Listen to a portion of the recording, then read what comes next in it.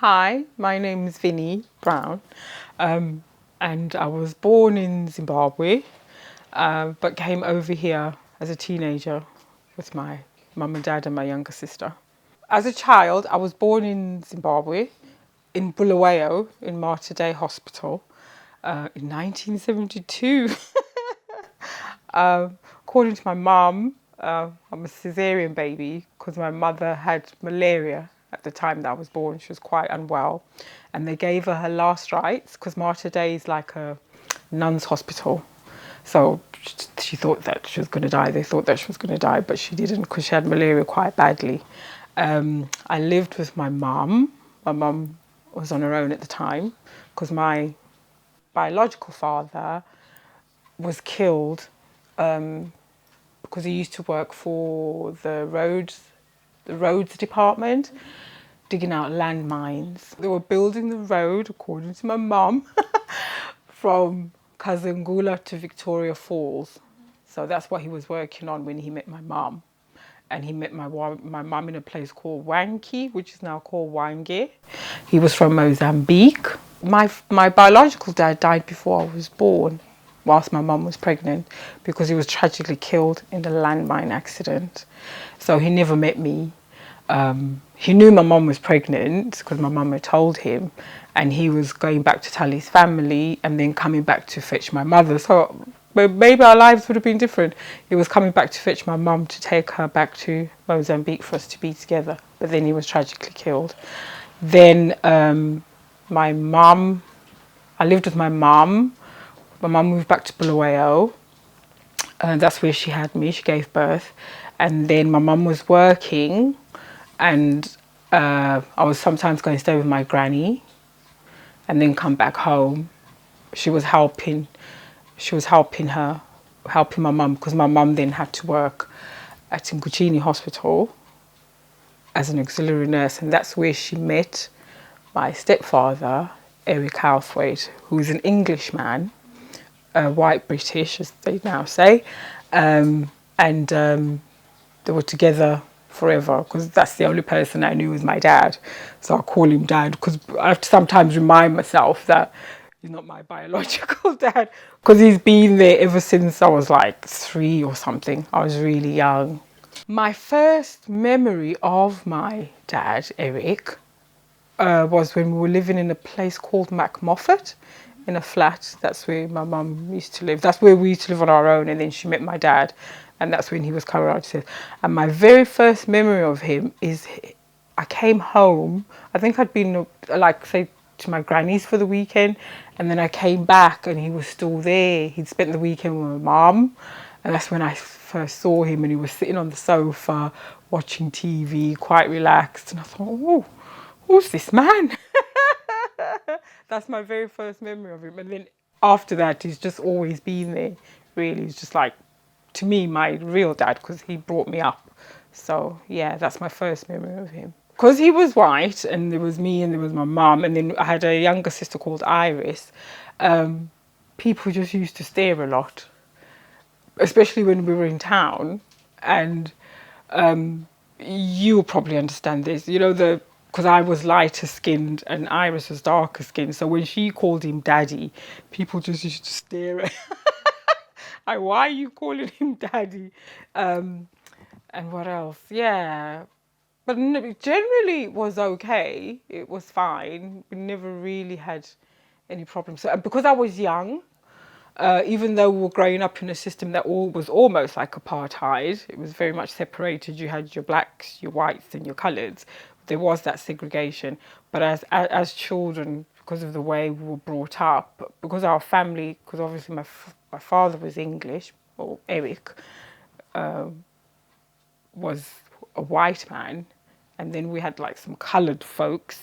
I put that in inverted commas, mixed race people in the family, and then like blacks in the family, which were strangely enough called Africans, but we're all African. But yeah, so we were quite mixed. It was quite blended, so we never really felt, because I was so young. But I remember like seeing the signs saying, this tap is for white people. This tap is for black people. You know, like where you go and drink, and the parks were segregated as well. You couldn't go play on the lawn. But that was quickly gone because of independence soon after that. And that's when the schools, because most of the schools, the good schools, were for the white children, and then we had schools for coloured children, and then schools for black children. But then by the time I went to school, when I began infant school, we were becoming more mixed. So we were allowed to go to the good schools, per se. You weren't just restricted to the townships anymore. People could go to the schools that were purely initially for white children. Because of the way we were in our family, we were quite blended. It wasn't really like a big deal for me because I was already used to being amongst different shades of people, if you like. Some who spoke English, some who spoke Xhosa, some who spoke Zulu, some who spoke Ndebele, some who spoke Shona. So for me, it wasn't really a big deal. The world was catching up with us. Yeah, faster than South Africa, but yeah, it was.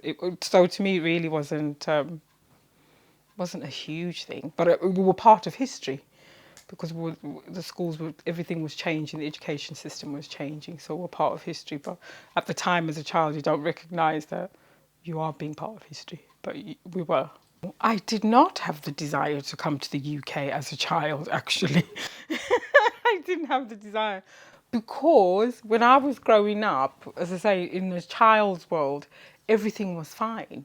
You know, we lived in a nice house, we had a swimming pool, we went to good schools. Like in this country, I suppose they'd be called like private schools. That's how high the level of standard of education was. I went to a high school called Montrose Girls High School, which was purely for girls, and that was very strict. It was run by English middle class people.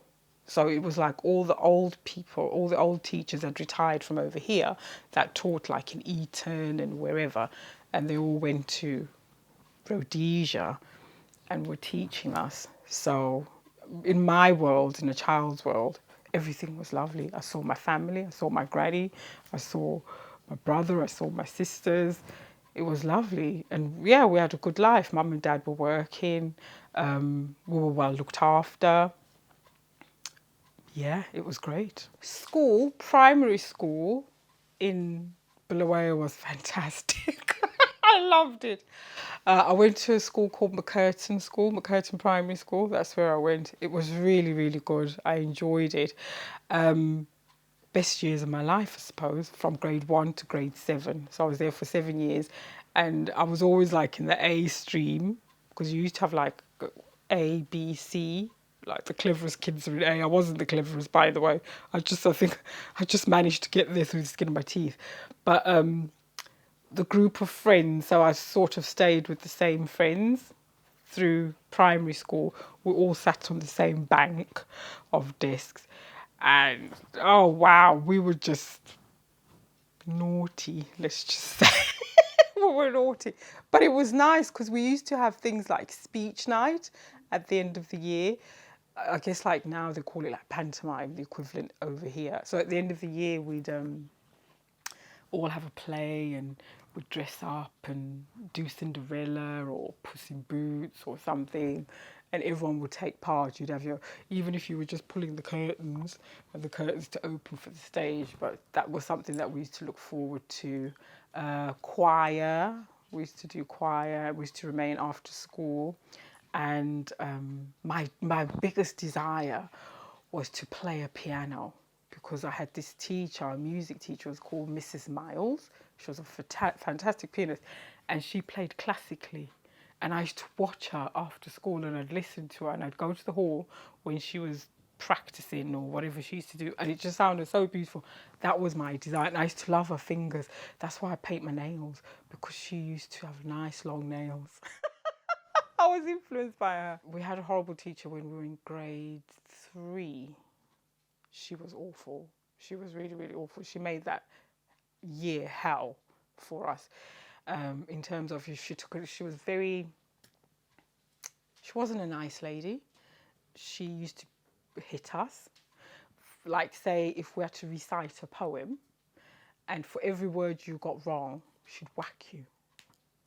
For every word you got wrong. She was quite cruel, actually. Nowadays, she'd have probably gone to jail. But in those times, it was just like they basically did what they wanted. But fortunately, the rest of the teachers weren't like that. But she was awful. And I remember, what we used to have on a Friday was a spelling test and a maths test every Friday in the morning. And you get asked these questions, like 10 or 20 questions, I can't remember. And this is how wicked she was. She would say, she'd ask you the question and say, put your pencil up. Yeah. And then when you're given the answer, put your pencil down. So you write pencil up. So you couldn't even like try and work it out. You had to work it out all in your head. That's how she was. And then you get it wrong, and then she'd whip your ass on Monday morning. Do you know what I mean? And I remember one weekend, it's awful, awful thing to say, but we got our test results back for the English and the spelling and the sums. And I got 0 out of 10. And she used to put a red, and then she'd put "see me" at the bottom with exclamation mark. So the whole weekend I was dreading it. And it's a terrible thing to say. I prayed she'd die because I was afraid that she was going to beat me up on the Monday, because that's what she'd do. She was a terrible, terrible teacher. Very awful. But yeah, apart from her, it was fantastic. We loved it, absolutely loved it. And me and some of my friends, we're still friends now. We see each other, we came to each other's weddings because they're all in England now. And we made contact via Facebook as adults, and I couldn't believe it that we're all still mad. Montrose, who was the head teacher? Mrs. Cross, I remember. Montrose Girls' High School was okay. I only spent 2 terms there because that's when we came over to the UK. I didn't like it because I still found it that they still had the favoritism in terms of the white kids were treated a little better than us, even though we're supposed to be mixing. Yeah, some of the kids were a bit snooty as well. I didn't like them because it was girls. Not that girls are awful, but there was a lot of bitchiness. Yeah, I didn't enjoy my time in Montrose at all. If we'd have stayed, I would have probably asked Mum and Dad if I could go to a different school because I didn't like it. I didn't like it. It was a good school, and the teachers, we had black and white teachers and some Indian teachers, but it felt like some of the white teachers didn't like you and some of the Indian teachers didn't like you. I think they were still struggling with the change that had come about. So, no, I didn't like it. I hated it. We left to come to the UK in August 1985. When we were in Zimbabwe, when my father was preparing for us to come, he'd say how wonderful it's going to be. All the things that you want to do, you're going to be able to do over there. You want to play the piano? You're going to learn to play the piano. You want to do this? You'll be able to do that over there. The weather, preparing us for the weather because it was colder over here. And because we were taught, this was before the curriculum changed, so we were taught like a British standard, if you understand what I mean. So everything we learned was about English history, English culture. I knew more about England than I did about my own country. That's how it was, because that's the way the schools were, what was in the curriculum. It was only introduced a little bit later to learn about our own history, about the people that had sacrificed in the war, our own heroes. We weren't taught about. We were just taught about Cecil John Rhodes, the King Charles and King Edward and everybody over here, rather than in our own country. So and we used to read those Ladybird books about Famous Five. I don't know if you know about Enid Blyton. We used to read that, so I kind of like expected England to be like it was in the famous Five by Enid Blyton. All lovely, rosy countryside, you know, fields with daisies growing in them. That's how I expected it to be. Just expected it to be nice. And I expected us to have the same standard of living that we had over in Zimbabwe. I expected the same when we came over here. We were tired because we arrived on the bank holiday, and and my dad drove us from Heathrow. He hired a car and he drove, and I just remember thinking, oh God, the motorway, it's really wide. There's lots of cars, lots of people at the airport, and the plane that we came in was quite big. I remember standing and looking up, and it was those double-decker ones. Yeah, it was British Airways. And we flew from Bulawayo to Harare, then Harare to Heathrow. And we arrived on the bank holiday, and it was, I can't remember, was it a warm day? It was quite hot. I thought, oh, Nottingham's nice. As you know, you're just driving and you're just looking and you see the countryside on the motorway, and then you come into the city. But by then I was tired, and we went and stayed with my dad's son and his wife in Bestwood. And I thought, that's when I thought, oh no, it's not nice around here. Because I expected, you know, a big house like I'd seen in the Ladybird books, you know, big lawn, stuff like that. What we had back home, that's what I was expecting. And then when we got there, I was like, oh God, this is not nice. Not that their house wasn't nice, but I just thought everything looks so different over here. Yeah, that was my first impression. At first I thought, wow, and then the further in we drove. But then after that, as I came out, got used to it and I made friends and started venturing out. I thought, oh wow, Nottingham is nice, like Victoria Centre. We used to go out a lot to Shelford with my dad, to the countryside, to go and see the family that he was living with when he moved from Manchester, when he was evacuated. So that was nice. And just having the freedom to go where I wanted, because me and my younger sister Iris, we used to go to the movies. We literally lived in the cinema watching Karate Kid 1, 2, 3, 4, 5, Rocky, breakdance. We were just always in the cinema, just having that freedom, going to Wimpy, honestly, because my mum and dad used to give us money on the weekend because they'd be working, and we'd go like, right, what we do, we're going to the cinema, and me and her just love going to the cinema and just, yeah, eating fish and chips, yeah, that kind of stuff. And the more I ventured out and felt a little bit more comfortable, because I think at first I was also homesick. I was still thinking about back home, Zimbabwe, rather than focusing on here. It was hard adjusting at first. It was, because it was so different.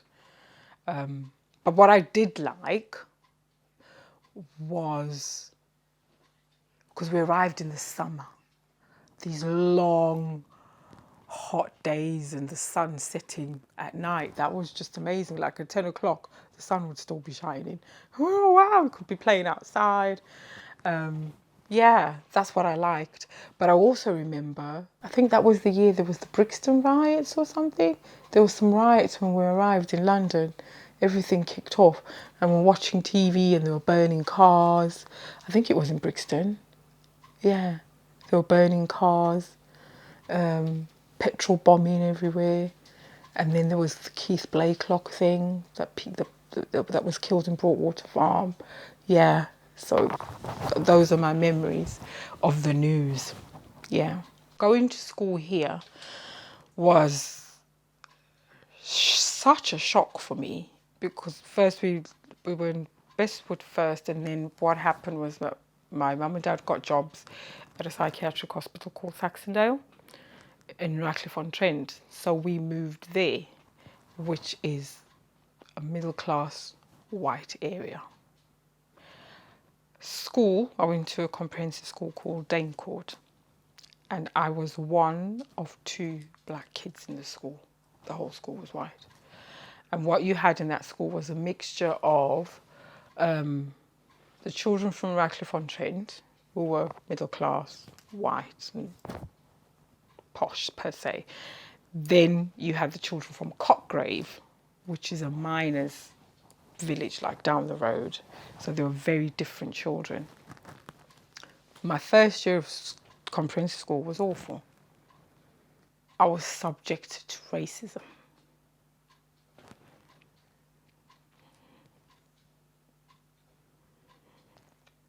It was awful. The kids would bully me. They'd call me names. I was called a nigger, a sambo, blackie.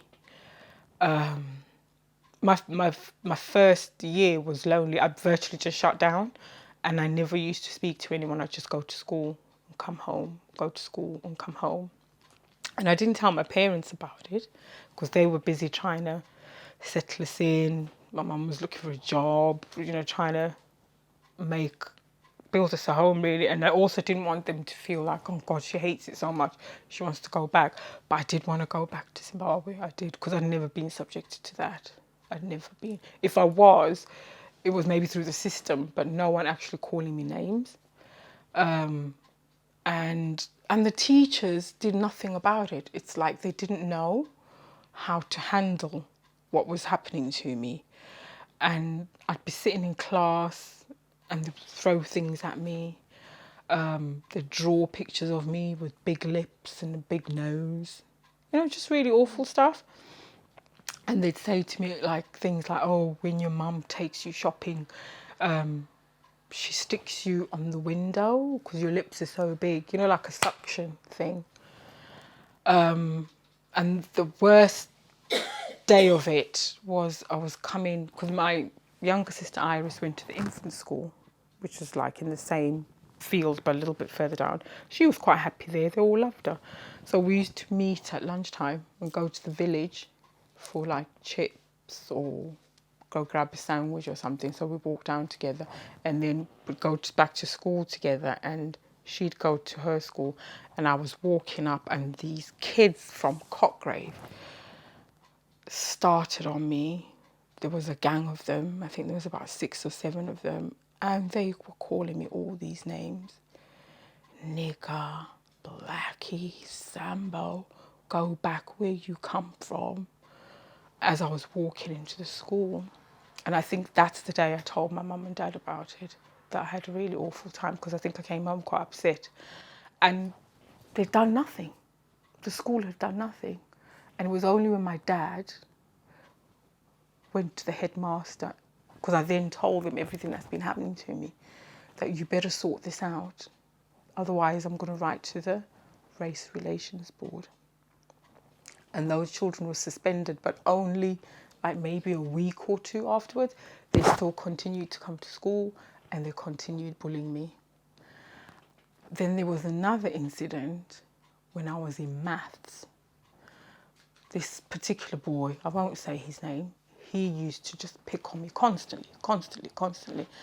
And I was in maths and the teacher was just ignoring him and not saying anything, not doing anything. And it got so much for me, I got up and I assaulted him. I beat him up. I smacked him, I punched him, and I grabbed him.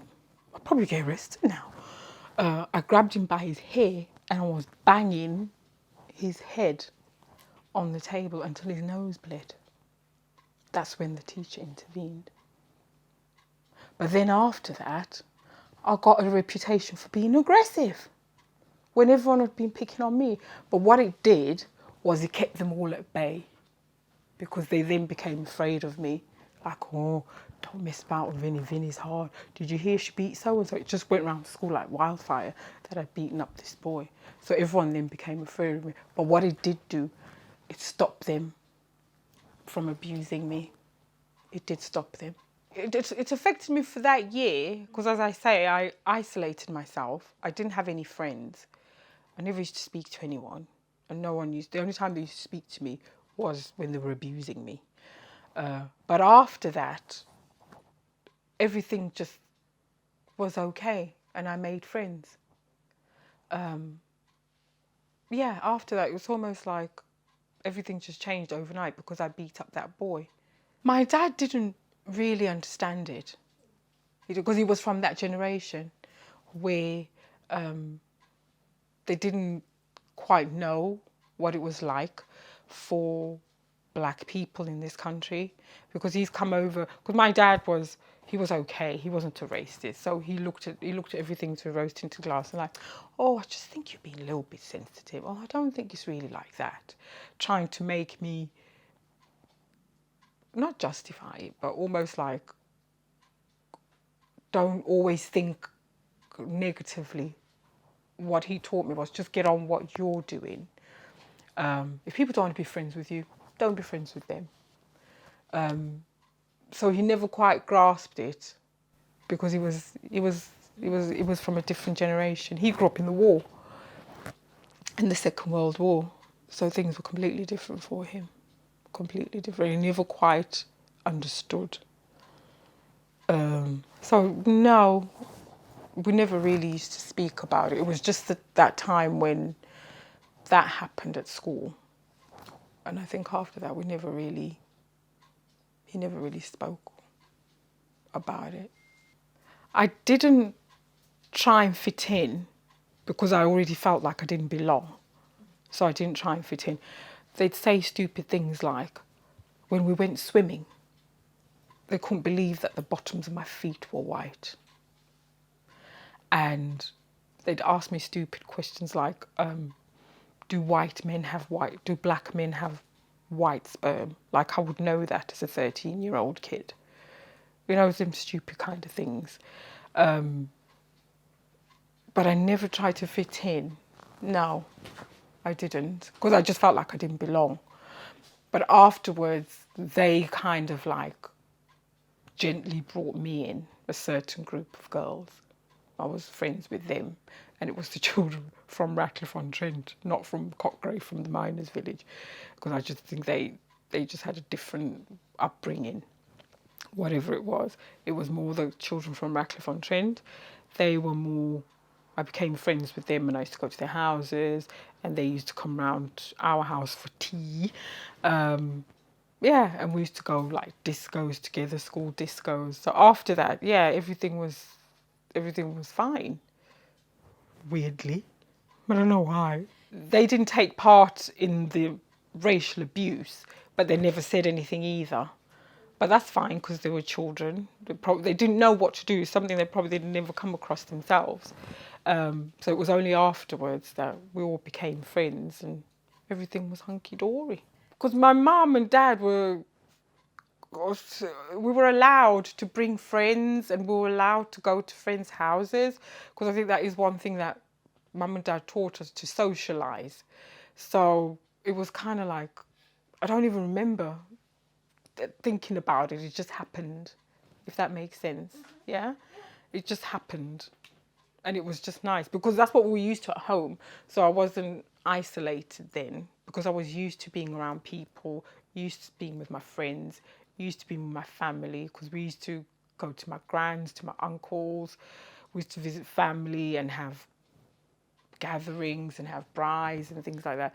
So it was like, oh, I can do all that again now. I can start socialising now. So just got on with it, really. I did not know any other Zimbabweans at that time. It was, who was it? The only memory I remember is when me and my sister Iris were at the bus stop and we met Auntie Irene and Uncle Cliff. They were from Zimbabwe. We call everyone auntie if they're older than you. We're not necessarily related, but out of respect, we call them auntie and uncle. So we were at the bus stop and me and Iris were talking in Ndebele, and this lady heard us and she came and spoke to us and said, oh, where are you from? We said, oh, from Bulawayo, blah, blah, blah. And then, yeah, that's I remember meeting her. And then we introduced her to mum and dad. we became friends. That's my first meeting. Was I about 15, something like that? So, because we were still living in Radcliffe. So my friends were all from Radcliffe. I just had white friends. I just socialised in Radcliffe-on-Trent. The only time I started meeting Zimbabweans was when we moved from Radcliffe-on-Trent to St Anne's. And that was when I was when I was doing my A-levels. That's when I met more Caribbean people, because even then, I didn't know many Zimbabweans. There wasn't many Zimbabweans around. It was Auntie Madeline, Sis Josephine, those that my mum had met through work. So I didn't know any. I tended to, because I think I was just wanting to be amongst black people, I then used to hang around with Caribbean people. In terms of how I came across more Zimbabweans was when we moved to St Anne's, when we moved like more into the city. And as I've said first, I was mixing more with Caribbean people because I just wanted to be around black people, because I'd come from being around white people. So I was like, oh, now I'm amongst black people.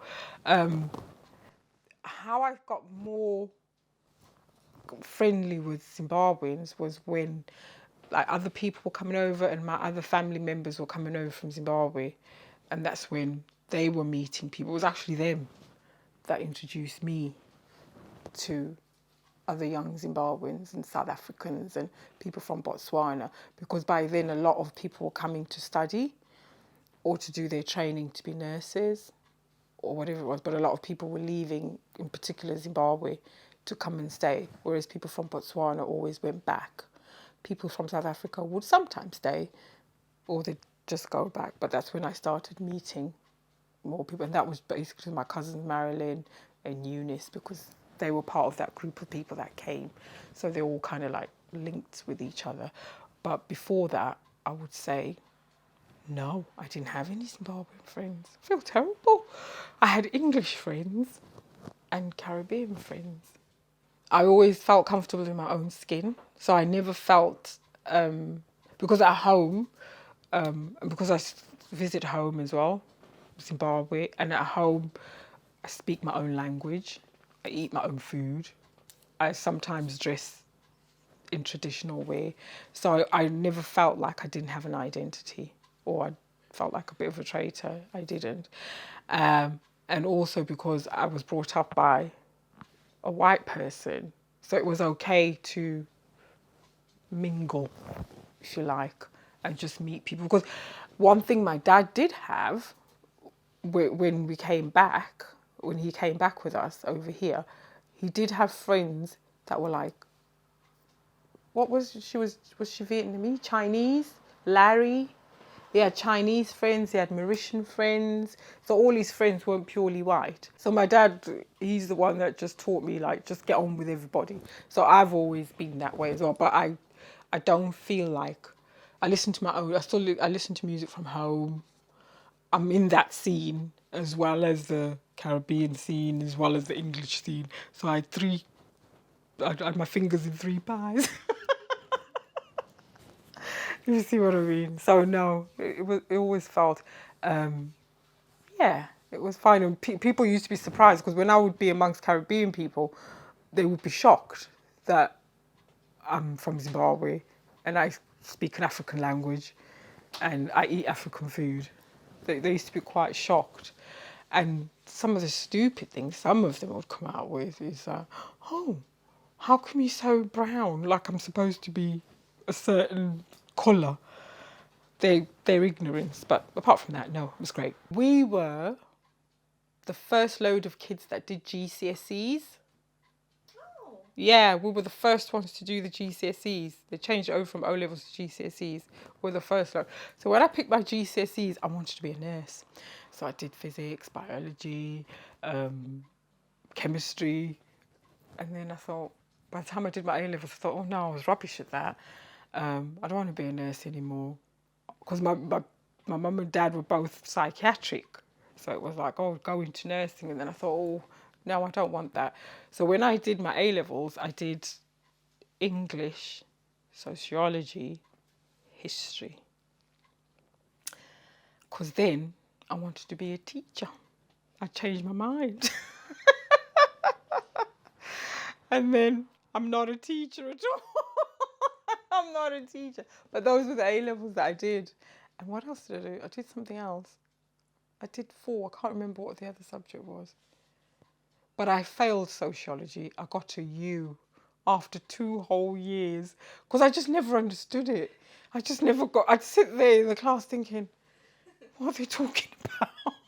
I was fine at English, I was fine at history, and I forgot what the other thing was. What did I end up doing? I ended up working for Customs and Excise, believe it or not, as a VAT inspector. I went for an interview because I used to do other jobs like working in shops when I left uni. I took a year out and I travelled to Zimbabwe to go see my family. I was there for 2 or 3 months. I had a whale of a time. I saved all my money, went over there, ran out of money, had to call mum and dad, send me some money. But I was over there, and then when I came, that's when I went to uni. But I was working I used to work at Wilco's and Pound Stretcher, a place called Pound Stretcher in Broadmarsh. I used to work there as a Saturday kid. That was the time when they started opening the shops on Sundays, because they never used to open the shops on a Sunday, but then they introduced opening shops on Sundays. So I started off as a Saturday girl, but then we used to do Saturdays and Sundays. So I kept those, and then I worked in a cafe near the train station, making breakfast for all the labourers and the truck drivers. But how I got into Customs and Excise was I went for an interview as someone to work in the filing room, just to file papers in the central filing room, that's what it was called. And they interviewed me and they said, oh, you didn't get the job. And I thought, how could I not get the job? It's such an easy job. All I've got to do is put things in files and stick them in the drawer. But they said, no, you didn't get the job, but we're going to put you on a reserve list. And I went, oh, yeah, whatever. But they did put me on a reserve list. And then, say about 3 or 4 months later, I got a phone call saying, oh, a job has come up. Do you want it? And I went, yeah, because I wasn't working. I was unemployed at the time. I was looking for a job. I was still doing these bits and pieces, working in cafes, whatever. And I thought, oh, okay, that will be a good thing to do. So I went there and they gave me the job that I initially applied for. Imagine that. Yeah. So I'm like, so what did you mean? And basically, I felt it was because there was 2 of us. There was a white girl and a black girl. They took the white girl on. And then she left and they thought, oh, yeah, let's call the black girl in now, basically. So they called me in.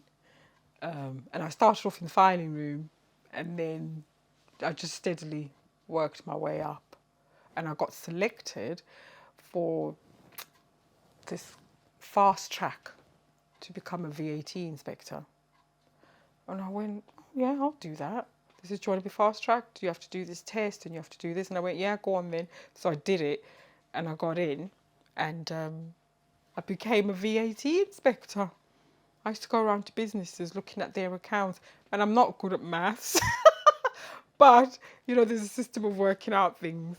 Yeah, I became a VAT inspector, so I used to go out to businesses, look at their books, make sure they're declaring all their VAT. That was good, and recuperate money that they hadn't paid, if they'd underpaid. If they'd overpaid, we'd have to pay them back, but it was mostly them paying us. So at the end of it, I'd say, okay, this is how much you owe. You need to pay it within 28 days. So it was that kind of a job. But I did enjoy it. It was easy to get crappy jobs. It was easy to get crappy jobs. With hindsight now, because at the time you don't think that it is. You just think, oh, I wasn't good enough. But it was okay to get crappy jobs. But if you went for anything if you didn't get it, there was... I sound like I'm bloody moaning, and I'm not. I'm not moaning, because it was fun. I enjoyed myself. I had good friends and we used to have a lovely time going clubbing and stuff. But you always felt like, oh, the reason I didn't get that is because of the colour of my skin. Because I'm quite capable. I'm not dumb. I've got these qualifications. Or they say, oh, you're overqualified. All this. And also, when I was at school, we used to have things called careers advisors, and they'd come in and tell you, and you'd discuss like, oh, and when I told her, that was at the time when I was picking out GCSEs, and I was telling her I'm going to pick these GCSEs because I want to be a nurse. When she told me, she goes, oh no, I don't think you should be a nurse. I think you'll be all right, like working in a shop or something. But I didn't listen to her. I picked my subjects anyway. But that's the kind of thing you were having to deal with. But at the time, you don't recognise what it is. It's only now with hindsight I recognise what it was. And I was blessed with having the name that I have, Vinnie Brown. So from that, they don't know what colour I am or even what gender I am until I step in. So at least I get my foot in the door so they get to meet me and I might stand a chance. Whereas if I had an African surname, I wouldn't even get looking. So, because when I meet them, they go, oh, you're a woman. Oh, you're not Italian. I go, no. And then they start saying, what's Vinnie short for? And they'd give me alternatives. Is it short for Virginia? No, it's just Vinnie. Short for Lavinia? No, it's just Vinnie. So they always think, oh, I'm Italian or I'm a man before they meet me. How we used to socialise back, because I'm an 80s teenager, was obviously listening to smash hits, Top of the Pops, Mel and Kim, all the 80s stuff. I used to love 80s music, Depeche Mode, You Are, Spandau Ballet. Used to listen to all of that, Mel and Kim, yeah. Always watching Top of the Pops. I can't remember what night it used to be on, but I remember the music, watching that. And then when I became of an age where I could go clubbing, and I've got a very good friend of mine called Laura. I've been friends with her since I came to this country. We're still friends to this day. She's almost like a sister from another mother. Me and her, we used to go to Astoria, which is at Broadmarsh. I don't know what it's called now. Across the road from Broadmarsh, it's like on the corner. It was called Astoria. We used to go there, and we used to go to the Palais, which then became Ritzy's, and is now a prison. Yeah, I think Astoria was one time called the Dome. At some point in the 90s, 2000s maybe, it didn't remain as Astoria, but that's where we used to go. What my friend used to do, she was so naughty, Laura. She used to pretend she was American and she'd speak with an American accent all night long for the purposes of being interesting. And people say, oh, where are you from? And I go, oh, I'm from Zimbabwe. And then she go, oh, I'm from America. She'd speak in an American accent all night long. It was hilarious. But yeah, that's the things that we used to do. What else did we used to do? Yeah, go clubbing. And we used to drink. I never used to drink then. And then when I did start having a drink, I was drinking Bacardi and Coke, because that was what you were supposed to drink. It was fashionable to drink Bacardi and Coke. And I only used to drink a little bit. And Black Orchid was something that we went to later. I don't know if that's still there. It was quite shocking when we used to go out to see how much people consumed alcohol in pubs and in clubs, and how drunk they'd get. And what else was shocking was they'd just meet on that night and they'd be snogging. And we're like, ooh, she doesn't even know him. Honestly, and yeah, they'd be kissing and everything, and then they're going home together. And I'm thinking, but they've just met. And that was pure. You'd see that they're really, really drunk, the both of them. But they've just met. And all night, then they start eating each other's faces. And then, yeah, that used to shock me. Because I was thinking, you just met him. How can you? Just kiss him. And what I also remember from the 80s is seeing punks. I'd never seen them in my life, where they'd have Mohicans and their hair was really spiked up. Like they'd have like 4, 5 spikes, and it'd be up here, and it was coloured green, pink, and they had tattoos. I've never seen so many tattoos and piercings all over the place. That was another thing that was a shock to me. I was like, oh no, because when I had my ears pierced, I got into trouble. And then when I had the second and the third one done, oh my God, all hell broke loose in the house. I was like, why did you do that? Because like the one was sufficient, but I was trying to be, you know, like the others. Oh no, let's have 2, let's have 3. But yeah, seeing punks was something. You see them down at the market square and wearing their Doc Martens and stuff. I never dated. Weren't allowed. Very strict mummy and daddy. I didn't start having boyfriends till I was about 18.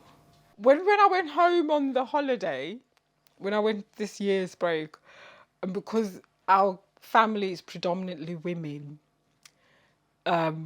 we used to hang out with these guys. They had like a VW minibus. It was yellow, and we called it the Yellow Submarine. And they used to come and fetch us from my uncle's house to take us out, and we'd all roll in there and just go out to the shebeens, get arrested for being in a shebeen. But that was it. None of us like saw any of them. It's kind of like, oh, they were just boys that wanted to hang around with these girls. So they used to come and pick us up in the evening, take us out, we'd go drinking, and then they'd bring us back home. Over here, I didn't hang out with guys. I hang out with my friend Laura mostly, and my school friends, which were all girls. So I didn't really hang around boys. It was when I went to Zimbabwe, I hung around the boys because, as I say, we were a gang of girls at home. And I think they all think, oh, let's just go hang out with them. But no, it was just different. It was different altogether. I hung out with girls over here. I got married in September 2015 to my husband Ike, who's he's from Nigeria. His parents are Nigerian, and he grew up here. September. I was with him, been with him for 18, 19 years, and he only married me in 2000. Yeah, I know. I told him off. 2015, that's when he decided to walk me down the aisle. I did meet Ike in Nottingham at a friend's braai. They were having a braai, and I just popped in, and he was there. Didn't think much of it. Was just chatting to him. Oh, he's a really nice guy. And then a few months later, I met him at a funeral in London. A friend of mine had passed away, and the person that he was with at the time was related to that person. So I met him there. Thought, oh, he's a nice guy. And then after some time, he rang me and said he wanted to take me out. And I went, no, I don't want to go out with you. But then I did. I started going out with him. I used to visit him in London, and he used to come and see me. I moved to be with Ike about, I think, 18, 19 years ago. He was living in Wood Green, and then he sold that. He sold his flat, and then we bought a house, like up the road in Edmonton. At the time, he was working for the local authority as well. He was working as a social worker in Hackney, and he was doing that for a while, and then he got burnt out and he left. I work for a local authority as well. I work for Haringey Council. I'm in enforcement. We do like injunctions, ASBOs, which are now called CBOs, evictions, things like that for people that do antisocial behaviour and they're a nuisance. So we deal like with gangs on estates, people that have been cuckooed, people that are harassing their neighbours, that kind of thing. So that's what I deal with now. I consider myself a Zimbabwean African. That's how I consider myself. I'm British by citizenship and because I live here. But this is now my home. I love England. It's very diverse, very welcoming. I've never been to another place in the world where wherever you go, you see people from different countries.